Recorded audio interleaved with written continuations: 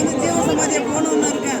அதே எங்கள் அண்ணன்கிட்ட வந்து கேட்குற போது வரணும் கேட்குற போது என்ன கேட்குறது தெரியுமா? என்னை நல்ல முறையாக ஜீவ சமாதிக்கு நகைச்சிக்கிட்டு இருக்கேன். என்னை நல்ல முறையாக கூப்பிட்டுக்காங்க. என்னை வந்து எல்லைக்கு வர அத்தனை பேரும் நல்லா இருக்கணும் அப்படின்ட்டு தான் நான் ஆசீர்வாதம் பண்ணுறேன். அந்த கடவுள்கிட்ட நான் கேட்குறேன், இறைவன்கிட்ட கேட்குறேன், வர அப்படிதான்